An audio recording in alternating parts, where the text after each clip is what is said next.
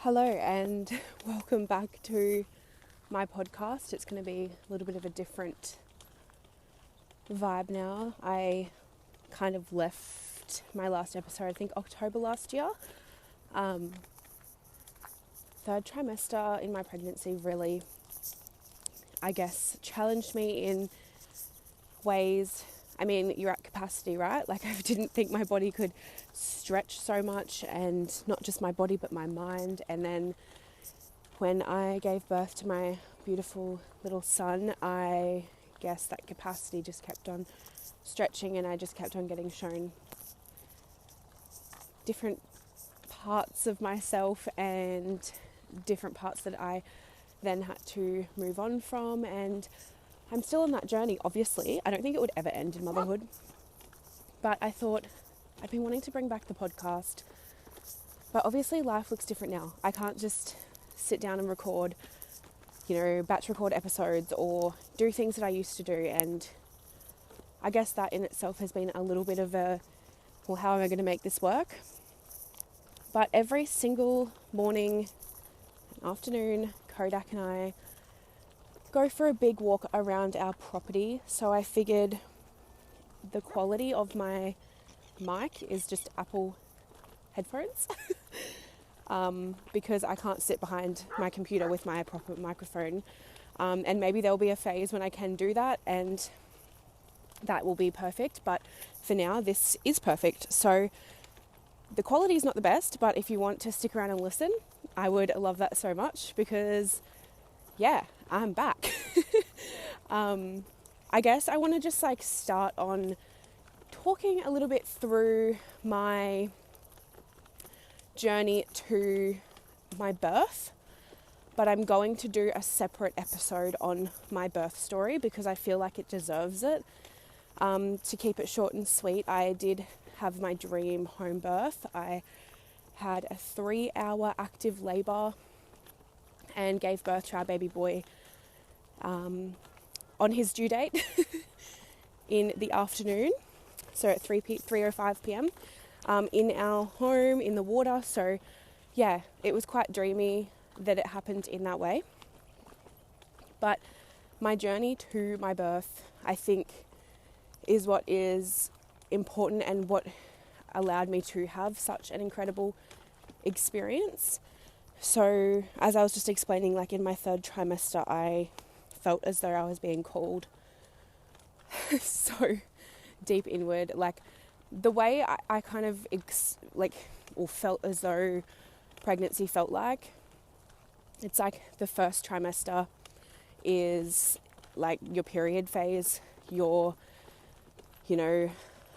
kind of in this phase of release. You're realizing that oh my gosh, things are peeling away. I'm not going to just be the maiden anymore. I'm going to become a whole new woman. So it's kind of that release of who I was to step into who you become. And then the second trimester I would describe as the follicular and the ovulation phase. And when I'm saying this, I mean it's kind of the archetypes of these as well, right? You're kind of in your inner child, it's really exciting, and then you're moving into, okay, I'm really going to be a mother, and the energy is higher, you are in the follicular and ovulation. And then your third trimester is screaming luteal phase in the sense of, again, super inward and kind of needing to, accept the wilder parts of you because you're at capacity, and it's how can I stretch even more? I don't know if this is even making sense. This is kind of just how it felt for me. I guess I still felt although I wasn't bleeding through my pregnancy, it was a cycle, and the archetypes still popped up and were there, throughout the pregnancy. And then postpartum is back to the bleed because it's releasing even deeper than you even expected. It's tapping into that wise crone energy that's within and actually trusting in your intuition. And I think, there's so much out there to not trust in your own body and ability and skills and intuition, but when you actually do trust in your mind and yourself, like we know how to mother, you know what I mean?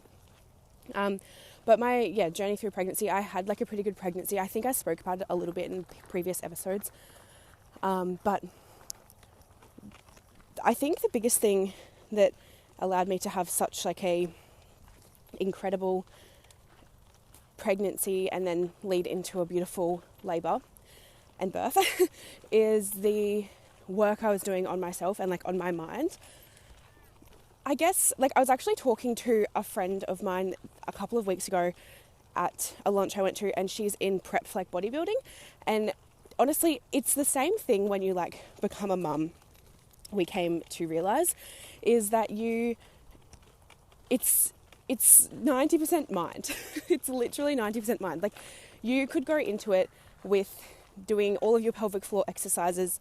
You could, make sure that you're keeping strong, but not like tightening your muscles, just like helping everything to be like as perfect as it possibly could be physically.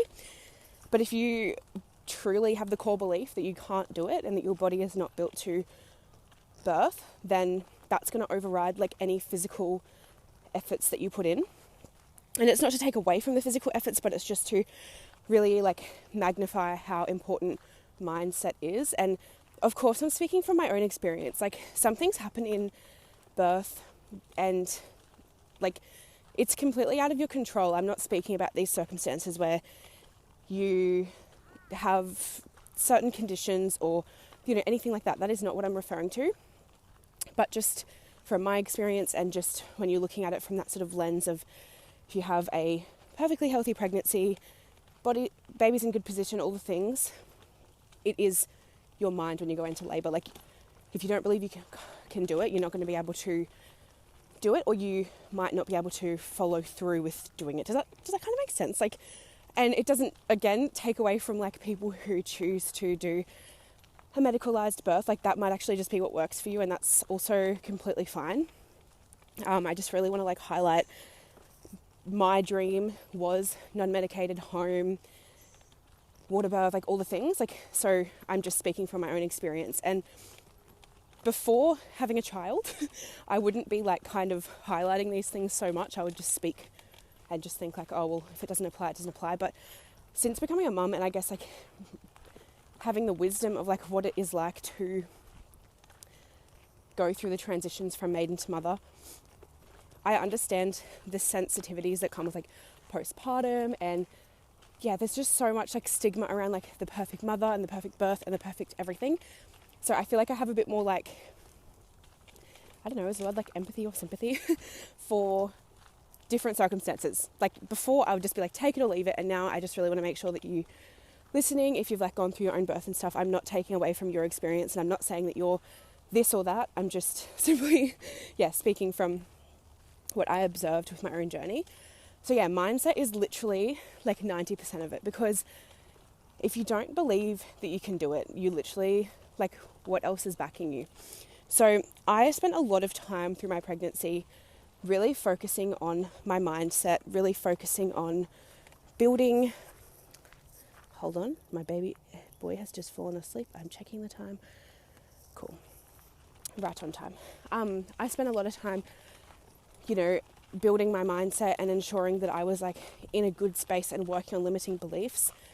I did this with every night I would listen to like affirmations before bed, whether it was on Insight Time, my YouTube. There's like a YouTube channel called Hypnobirthing with Anja, and there's like different Christian hypnobirthing tracks, and like I'm not Christian, but like they are so beautiful, so I would listen to them as well, and I'd listen to them every single night going to sleep, because I really wanted to like reprogram my subconscious mind that my body was built to birth, that I could do it, and all the things. So that's exactly what I did.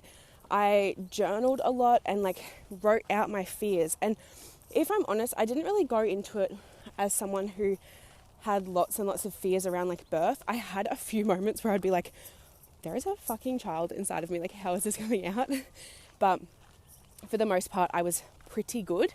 But I think that also is coming from like the years of work I was also doing prior to pregnancy. So, if you're someone who's working on your cycle, who's doing mindset work, personal development, all the things, like years before you even want to have kids, trust me, it pays off. It is definitely a reason I had that experience that I had throughout my labour and birth, because I knew I could trust in my body, my womb, and I had that connection to myself. A couple of other things I did, which are physical, but also I feel like they're quite like energetic as well, is I was getting acupuncture regularly and working with my body. And I know that this is a physical thing, and I just said 90% mindset, but acupuncture works so closely with your emotions as well. So I definitely felt that it allowed me to process different emotions that were maybe not helpful to be carrying, etc. I also was working with Andrea Lopez from, I think it's called Secrets at the Honey Tree, or Secrets from the Honey Tree in Yamundi.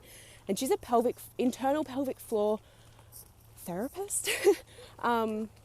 So basically it's like yoni mapping, I think. It's pretty much the same thing, where we have our pelvic bowl on the inside, right? And you can look at it like a clock. So she would I would work with her. I think I had a couple of sessions doing that with her. So one, it was physically bringing my awareness to all the clock of my pelvic bowl, internally. And then two, it was allowing to release old trapped traumas from my pelvic bowl, my womb space as well, I guess, energetically. We hold on to a lot of stuff. I had things come up from when I was a teenager, and that's why I was holding some tightness down there. I remember the left side of my pelvis, the muscles of my pelvic floor, the left side was so numb, I was so disconnected from it. Left is your feminine, by the way. And then it was painful, and then it just released, and it was the biggest emotional release ever.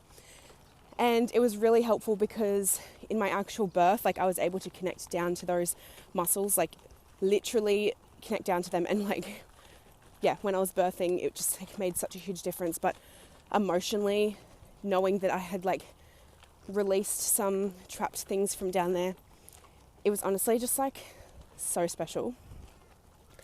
And I guess something else I did was just talk a lot to people around me, especially Jai. I would just explain, this is how I'm feeling today.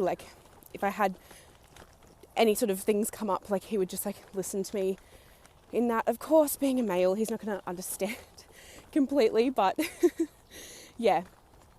And also having a home birth for me was so reassuring, that I was my mind felt so safe, because I did a lot of research. If you've heard of the Great Birth Rebellion, that's a podcast, literally so good.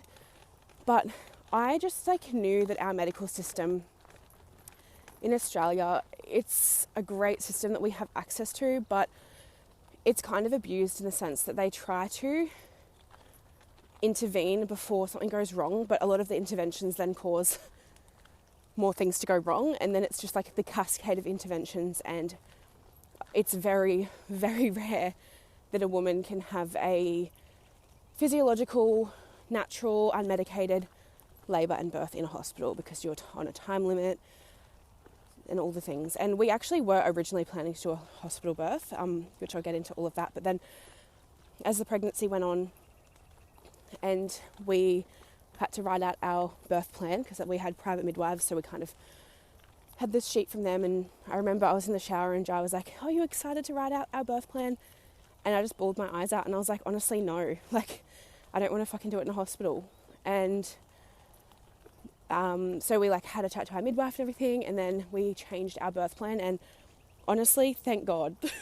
But yeah, I think that played a huge role in my mindset too, because I felt so safe in my own home. And I felt safe because we had medical equipment at home. We had in the fridge all the medications if it was necessary. Obviously not epidural and stuff like that in a home, but I don't even know what was in there. But yeah, I'll get into all of that. I'm not going to go super deep, because I just wanted to sort of chat a little bit briefly about preparing for labour and birth, I guess. I don't know, I guess I'm also just rambling, but I just know that like, even like where I am now, I'm like 7 months postpartum today actually.